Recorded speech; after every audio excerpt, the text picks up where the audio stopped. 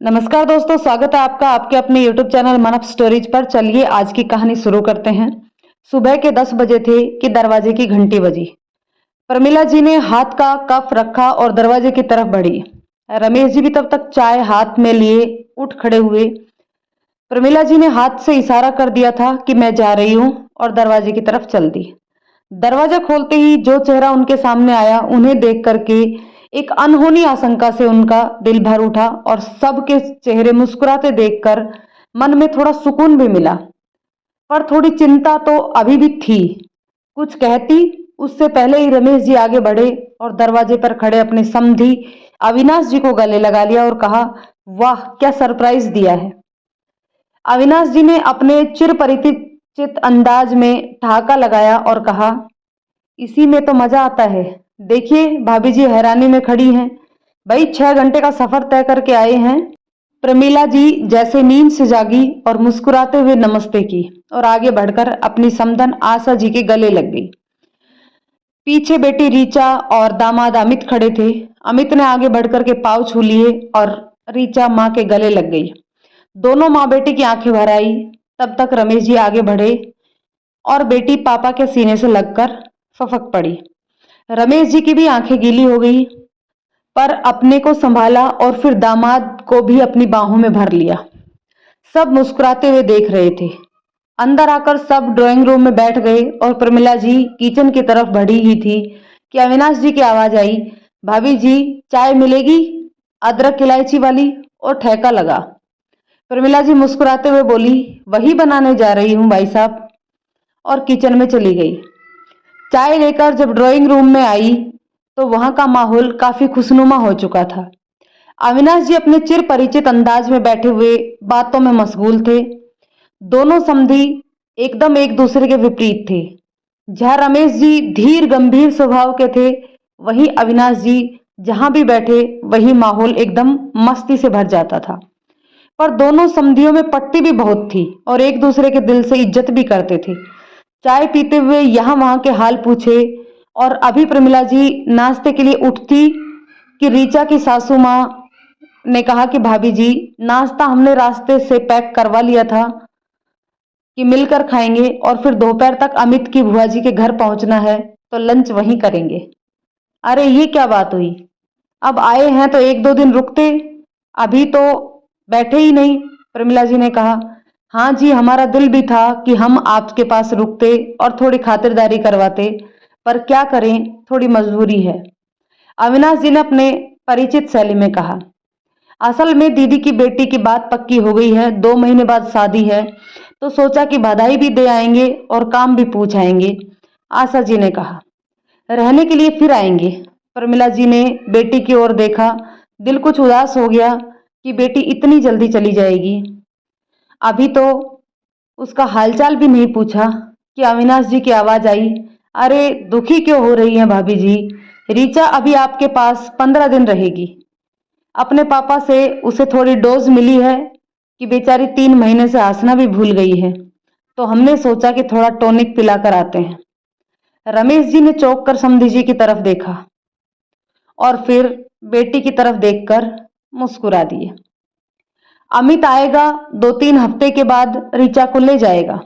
नहीं नहीं, रीचा को हम छोड़ने आएंगे, रमेश जी ने तुरंत कहा। तो ठीक है फिर, वादा रहा कि आप कुछ दिन हमारे साथ रहेंगी, अविनाश जी ने कहा और रमेश जी ने थोड़ी हिचक के साथ हाँ कर दी। 2 बजे तक वो सब चले गए। प्रमिला जी किचन समेटकर कमरे में आई तो दोनों बाप बेटी किसी बात को लेकर के हंस रहे थे। रीचा माँ को देखकर बोली, माँ आप थक गई हैं, आप बैठो, मैं आप दोनों के लिए चाय बनाकर लाती हूँ बढ़िया सी। खाना तो खाना नहीं है, पेट एकदम भरा हुआ है, क्यों पापा, रमेश जी ने सहमति में सिर हिला दिया और पत्नी को बैठने का इशारा किया और रीचा कमरे में से बाहर चली गई। प्रमिला जी थक गई थी तो थोड़ी देर लेट गई। क्या सोच रही हो, रमेश जी ने पत्नी से पूछा। कुछ नहीं, बस यही दिमाग में चल रहा है कि जिंदगी में औलाद की बेहतरी के लिए कितने कड़वे घूंट पीने पड़ते हैं। सही कहा तुमने, अब बच्चों की गलतियों को हम नहीं बताएंगे तो कौन बताएगा। उस समय हम रीचा को गलत बात पर थोड़ी सी भी सह दे देते तो उसकी तो आदत हो जाती जिम्मेदारियों से भागने की, और प्रमिला जी 6 महीने पीछे चली गई। अभी ऋचा की शादी को 2 महीने ही हुए थे कि आशा जी वॉशरूम से फिसल गई और पैर में फ्रैक्चर हो गया। डॉक्टर ने 1.5 महीने का प्लास्टर लगा दिया और आराम से करने को बोल दिया। अब घर का काम ऋचा के कंधों पर आ गया। हालांकि काम वाली लगी हुई थी, पर किचन का काम ऋचा को ही करना पड़ता था। जाहिर है काम थोड़ा बढ़ गया था। समय समय पर चाय, दूध, जूस वगैरह आशा जी को देना, आने जाने वालों की खातिरदारी, और फिर तीनों समय का खाना। अभी अमित और अविनाश जी काफी सहायता कर देते थे, पर ऋचा अब बिना बात के चिड़चिड़ाने लगी थी। ऐसा नहीं था कि उसे काम नहीं आता था। माँ ने उसे काफी अच्छी ट्रेनिंग दी थी, पर शादी के एकदम बाद ऐसी जिम्मेदारियों से वो घबरा गई और वहां से भागने के लिए छटपटाने लगी और बात बेबात पर रोना धोना मचा देती। अमित के साथ अक्सर बहस हो जाती थी और आवाजें बाहर तक आ जाती थी। अविनाश जी अनुभवी व्यक्ति थे और सब समझते थे, इसलिए हालात बिगड़ने के कगार पर पहुंचते इससे पहले ही उन्होंने अमित को ऋचा को उसके मायके ले जाने का आदेश दे दिया। अमित इसके लिए बिल्कुल भी तैयार न था, पर मम्मी पापा के कहने से ऋचा को छोड़ने के लिए तैयार हो गया। पर वह काफी गुस्सा था।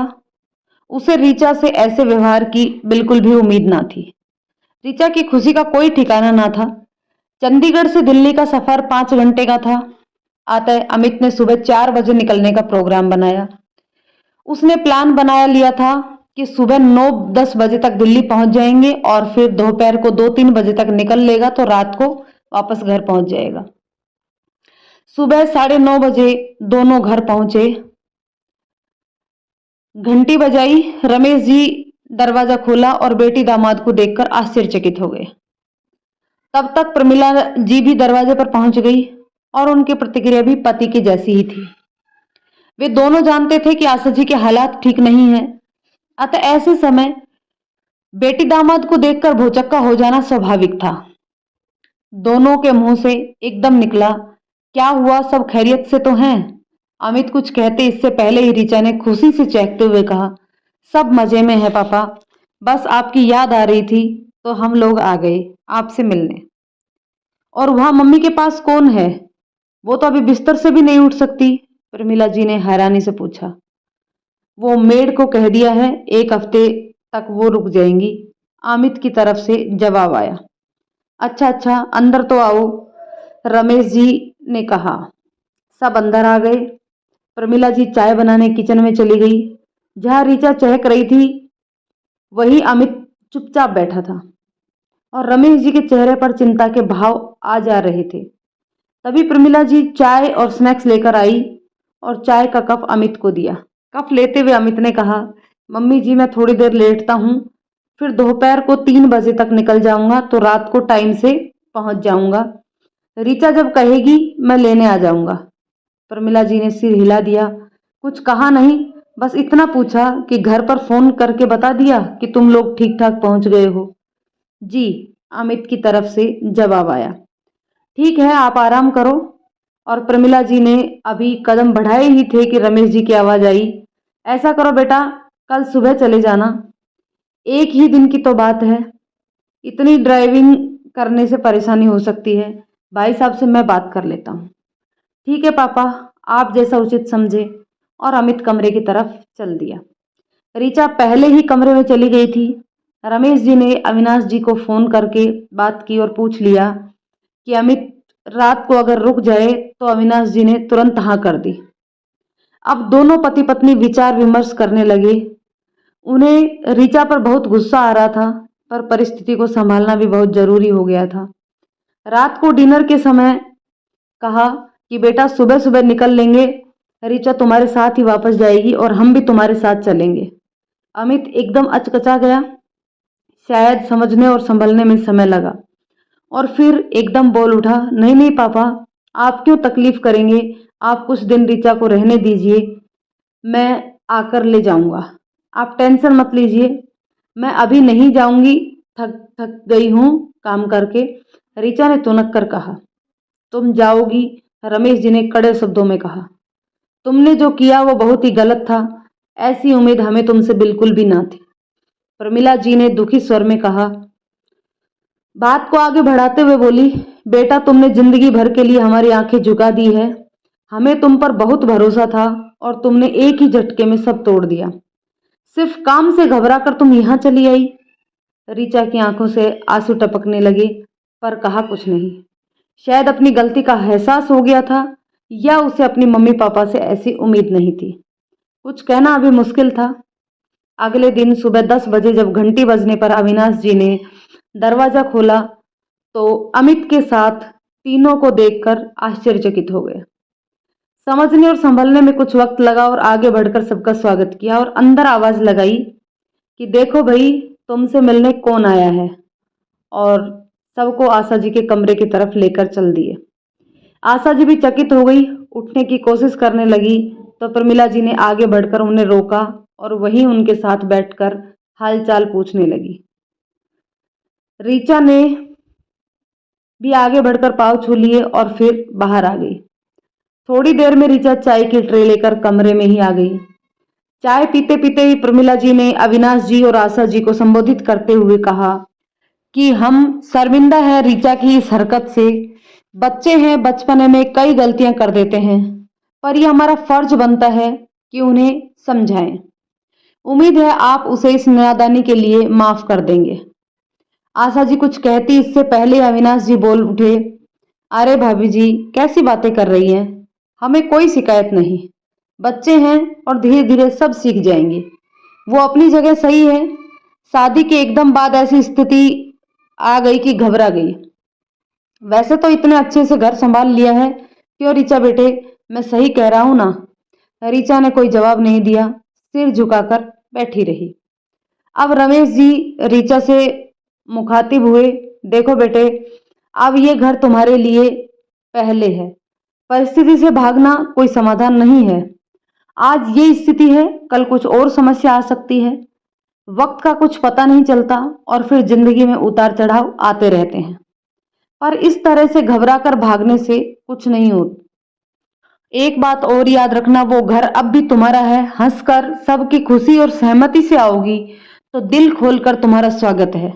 पर इस तरह से भागकर आओगी तो ना मम्मी की और ना ही मेरी सपोर्ट मिलेगी। कोई दुख, कोई तकलीफ है तो वो भी जरूर बताओ। हम तुम्हारे आगे खड़े हैं उस दुख तकलीफ को तुम तक पहुंचने से रोकने के लिए। उम्मीद है आगे से तुम हमें यूं नजरें नीची ना करने दोगी। ऋचा चुपचाप बैठी रही, आंखों से आंसू बरस रहे थे। प्रमिला जी से देखा ना गया। उठकर बेटी के पास गई और सिर पर हाथ फेरा। ऋचा मां के गले लगी और फफक कर रो पड़ी। फिर सास ससुर की तरफ देखकर बोली, आई एम सॉरी माँ पापा, आगे से ऐसी गलती ना होगी। आशा जी ने अपनी तरफ बुलाया और गले से लगा लिया। अविनाश जी भी आगे बढ़कर सिर पर हाथ फेर दिया और मुस्कुरा दिए। चलिए भाई साहब, मौका भी है और दस्तूर भी, कुछ मीठा लेकर आते हैं। अविनाश जी ने रमेश जी से कहा और दोनों महानुभाव बाहर चले गए। रमेश जी अनुभवी व्यक्ति थे, समझ गए कि कुछ अकेले में बात करना चाहते हैं। टहलते हुए अविनाश जी ने कहा कि मैं पहले दिन से ही आपकी बहुत इज्जत करता था, पर आज वो इज्जत दुगनी हो गई और मुझे अपने चुनाव पर गर्व हो रहा है। रमेश जी बोले, नहीं नहीं, ऐसी कोई बात नहीं है। हम बस रिश्तों को सहेज कर रखना चाहते हैं। जानता हूँ ऋचा बहुत ही अच्छी लड़की है, उसकी मम्मी ने उसे बहुत अच्छे संस्कार दिए हैं, पर आप जानते हैं घर में सबसे छोटी है तो लाड प्यार ज्यादा मिला है। और हम यह भी समझते हैं कि अब वो संभल कर चलेगी और दोबारा ऐसी गलती नहीं करेगी, ऐसा हमारा विश्वास है। बच्चे हैं तो गलतियां करेंगे ही, पर ये हमारा फर्ज है कि उन्हें सही राह दिखाएं और जिंदगी की दुश्वारियों से भी बचाएं। बिल्कुल सही कहा आपने, पर आपको लगता नहीं कि डोज कुछ ज्यादा ही हो गई? अविनाश जी ने कहा, कभी कभी बीमारी पर काबू पाने के लिए कड़वी दवा की डोज देनी पड़ती है, जो अक्सर फायदा ही देती है। रमेश जी ने कहा और दोनों समधी गलबहियां डाले आगे बढ़े। मम्मा चाय। ऋचा की आवाज सुनते ही प्रमिला जी अचकचा उठी और फिर मुस्कुराते हुए बैठ गई। हमारी बिटिया समझदार हो गई है। चाय का कप लेते हुए प्रमिला जी ने कहा, वो तो पता नहीं पर उस दिन आप लोगों ने ये कठोर कदम ना उठाया होता तो शायद मुझे अपनी जिम्मेदारियों का एहसास कभी ना होता। और पापा का वो गुस्सा, तौबा तौबा, अब मुझे कभी नहीं देखना, रीचा ने हंसते हुए कहा और पापा के गले से झूल पड़ी। दोस्तों, ये कहानी आपको कैसी लगी कमेंट करके बताइएगा। यदि पसंद आई हो तो प्लीज लाइक शेयर करें और चैनल पर नए हैं तो चैनल को सब्सक्राइब जरूर कर लें और बेल आइकन को दबा करके ऑल पर क्लिक कर लें। धन्यवाद।